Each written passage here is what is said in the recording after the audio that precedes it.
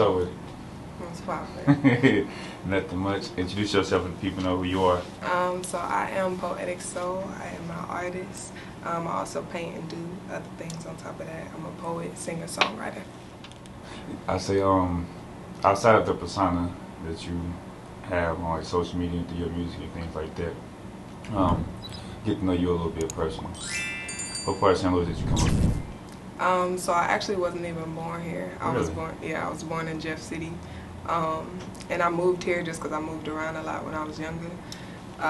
So I kind of spent majority of my life here, but like I said, I moved back and forth. So I was born in Jeff City. It's like a small little town. It's kind of boring. What, that's, capital. She said small Yeah. town. Yeah. What year, how old were you when you came to St. Louis? Probably maybe around 8 to 10, probably between that time is when I came here. And then I moved to Columbia, then came back. So, You moved all around the state. yeah. What was the reason that you was relocating? Just, I think my mom was kind of in a struggle, so it kind of just, happened like life happened. I mean, we were struggling. We had to move around to get off the ground, I guess, Gotcha.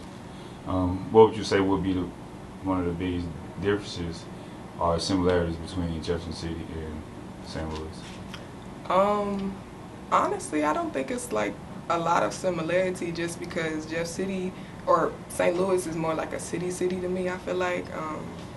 And Jeff City, it doesn't really have much like going down there, at least from my perspective, you know what I mean? So it's very, I guess moving here was kind of very different. It's like you said, you moved to Columbia also. Is Jefferson City considered like a college town in a sense? Columbia, I feel like is, yeah, because, that's the Mizzou and everything like that, so they rep that a lot. How long were you in Columbia? Probably like maybe 5 to 7 years, a little bit over maybe, yeah. I could only imagine that you probably went to school in each city. Yeah, well, I went to like high school and a part of my middle school in Columbia. And then when I moved here, I went to, because I was here first. I went to middle school and everything here. And then when I moved to Columbia, that's when I went through a little middle school and a little high school and stuff like that. Gotcha. Now, like a little bit before the interview, we kind of briefly discussed, I guess, your Instagram, stuff that you kind of promote on there. I would say, when did you begin your journey of enlightenment? Enlightenment? That is, wow. Okay, that's deep. I like that though. I'm going to say maybe around 17, 18, I would say is like around the time where I feel like I was spiritually awakened, you know what I'm saying, to actually even go after enlightenment, to search for more of it, you know what I'm saying? So around 17 or 18, that was around the time I was still living in Columbia, so a lot of things were just happening with my life then. And yeah, it just kind of just happened, when God enlightens you, when He awakens you, you have no, say so of that. So around 17 or 18, yeah.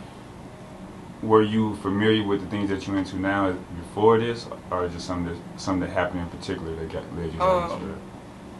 On a deeper level, I'm gonna just say everybody is basically enlightened, you know what I'm saying, because this life is all about going back into your enlightenment. But I would say just the burning of sage is what really like led me to all different paths to explore more of enlightenment, you know what I'm saying? So I really wasn't into it like that, but just the burning of sage is what opened doors for me. Yeah. Now, speaking of like opening doors, but when you burn the sage, like people gotta be cautious of how they, from what I heard about it, when they burn, they can't just, you burn the sage and you got all your windows and you can't leave please don't leave the fucking demons just running around. Sorry, can I curse? Please don't leave. Yeah, the demons will run around. Do not leave. Do not leave anything closed. Yeah. Now you just recently released Poetic, Prophetic Dreams. Yes. I'm sorry, Prophetic Dreams, and you speak on there about, like you said, burning sages, and I guess I don't want to call it black magic, but I'm just use that term. It's like you use whatever you want to use, but yeah, magic. Yeah. Are you into like tarot reading? Yeah, I actually have been into that for a few years now. So, like, I actually do kind of donation based kind, whenever I feel like it. What exactly is that? Donation based, you just give me like I got whatever you, amount of money. got you. Mm-hmm. Now, some would consider that like black magic, dark magic, whatever term you want to use, because it's associated with, I guess, conjuring up spirits. I feel like people put such like a bad stigma. Does that make sense? Like on magic and the use of tarot and everything like that. It's just another path of enlightenment for me. You know what I'm saying? I feel like the world and society tends to place bad things and stuff on that type of stuff. You know. Yeah. Is it just based upon like zodiac signs and things like that, or is it real deeper than that? It's deeper, you know what I'm saying? It connects you to just your ancestry, your lineage, especially being black, you know what I'm saying? But I haven't got into like astrology or anything like that deep, you know what I'm saying? I searched up on my sign because I'm Pisces. I searched up on my sign just to know more of me, you know what I'm saying? But it's way deeper than that, you know, it goes beyond any of this physical realm. Gotcha. Are you familiar with, like, because you said people put the bad stigma on tarot reading? Mm-hmm. Are you somewhat familiar with voodoo? I'm not like into that like that. I will say that I follow people like on Instagram who are actually into that, like hoodoo and everything like that. Mm-hmm. I will say I know where my path is going. It's probably going to sway into those areas, just because, like I said, being black, that's literally what our ancestors, you know, created and all that stuff. They put a bad label on it. And that's why I brought it up, because, like you said, you hear voodoo, you think, oh, what the hell? Like, yeah, because everybody makes it seem like bad. Yeah. But in reality, it's like Christianity or something like that. Yeah, you know what I'm saying? Yeah, basically. Yeah. When you, I guess, doing a tarot reading, are you somewhat wary that you may conjure up a bad spirit or anything like that? Or have you ever experienced anything like that? I will say with doing tarot readings and things like that, you just have to really practice discernment. I think that's the only catch with like being spiritual and tapping into your abilities and things like that. You have to really learn to practice discernment so you don't even step into territory of like, you know, bad energy and stuff like that. So just be like cautious with who you're reading, you know. Gotcha. I had a young lady I tried to do something with her. I wanted to do it like how we got on camera. She's like, no. We gotta let me feel your energy first. Some people are too like they're to themselves. They don't do stuff like outward on camera or in a big crowd or anything. You know, they like that one-on-one. Gotcha. Was your project is it considered an album? Yeah, album. Your album. On your album, you speak about battling your demons and making peace with your demons. Mm-hmm. Are you familiar with shadow work? Yes, I am. I will say I haven't gotten into it as deep as I know that I can recently, but I used to do shadow work like just in the mirror all the time, you know, like just sit there and kind of stare at myself to see my soul, you know. Yeah. So. And that's more so accepting yourself entirely. You know, as an entirety. Entirely. And going, yeah, you're good. And like, you know, going into the dark corners of your mind to really see what's lurking there, you know. Because that's a part of you. Yeah. Basically, you know, just embracing that dark. Yeah, embracing that dark part, because it could be used in a good sense. Mm-hmm. Like I always think of almost the dark part of me as like kind of that rebel spirit as well. That's what's gonna get me to go after my goals and go after my dreams and stuff like that. So it's deeper than just, you know, surface. What are your thoughts like on therapy? On therapy? Like people doing therapy. I mean, I think that's always needed. You know what I'm saying? You always need that balance with your emotions and everything, because you as just one person can only do so much. You know what I'm saying? There's only so many healing books you can go to and self-soothing or you know, just analysis that you can do with yourself. I think therapy is really needed. I don't have a therapist, however. Yes. I do therapy. I do need therapy. It helps though. It helps. Yes, it does. It helps. I did it on and off for a few years, and I actually been doing it for like consistently, at least maybe going on 2 years. Yeah, because I think you always like need somebody there in that corner. You know what I'm saying? So just like to listen to everybody. I just like to do somebody who's not biased. Just, you know. But your track Matrix, you speak about basically being trapped in the matrix, like for like what the government places upon people, how they want you to go to work, you know, go to school, get a job, and just live your life like that. Yeah, everybody think like, outside of that. Yeah, everybody's like stuck in like just the same routine of life and how they think it should be, you know what I'm saying? So yeah, that was basically what that was about, was just really breaking out of the routine of life, you know what I'm saying, that everybody feels like they should be following, you know. Yeah, so you kind of spoke about that on like the little poem segment you did on Noose. Kind of spoke about like the government, you know, placing these stipulations on people's lives and things like that. Would you consider social media somewhat as a virtual matrix? Yeah, definitely. That's why, like, even though like I'll be on social media sometimes too much, but I realize like it definitely is that virtual matrix, because everybody posts like the good things or what's good happening in their life, but no one wants to post like the raw things, you know what I'm saying? Everything ain't good, everything ain't peaches and cream, you know. So just with that. Now, also I see that you highlight that you do Yanni steams. Yoni steams. Is that how I said it wrong? Yoni. Yoni. Yeah. And what is the male term? What?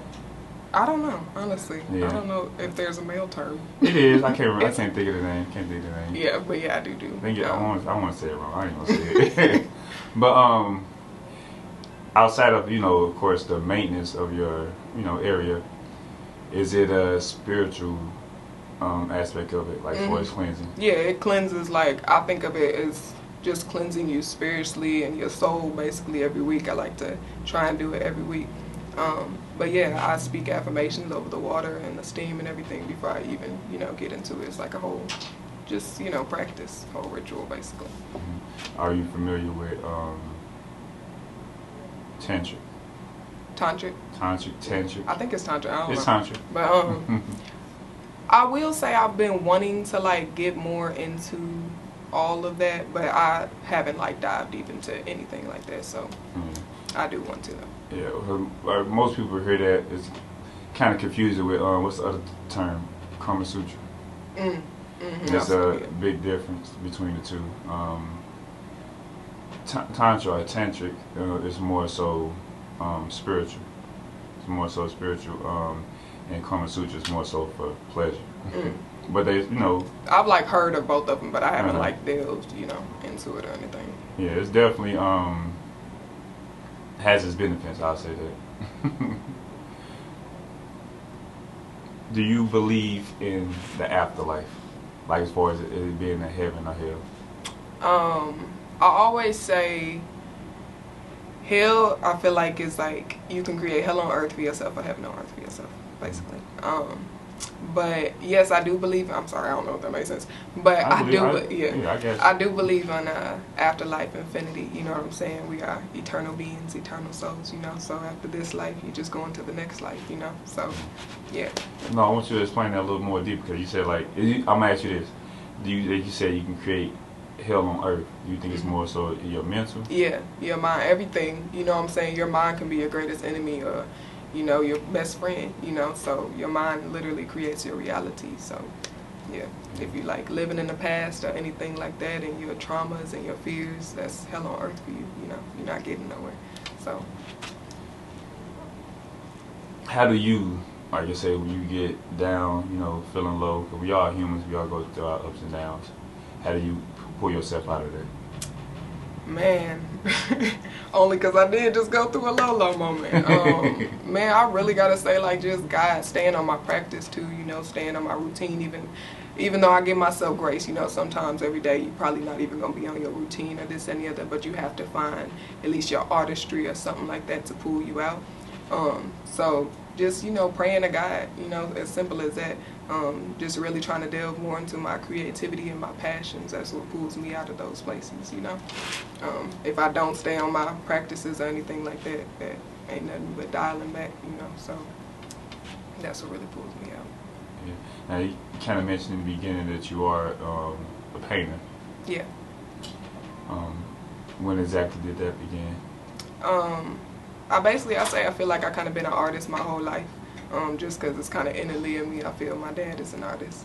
Gotcha. But I started taking it like seriously, or started painting like probably 4 or 5 years ago. And then when I moved down here is when I started actually trying to get it out and actually be serious about it. But probably 4 or 5 years ago is when I really got into it. Okay.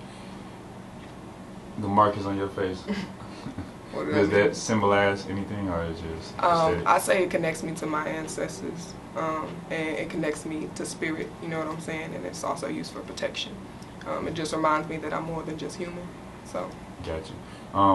When you first began to, I'm gonna say it again, begin your journey, the journey of enlightenment. Was there any pushback within yourself because maybe those around you wasn't doing it? You mean like did you feel weird, or did they make you feel weird from doing what you were doing?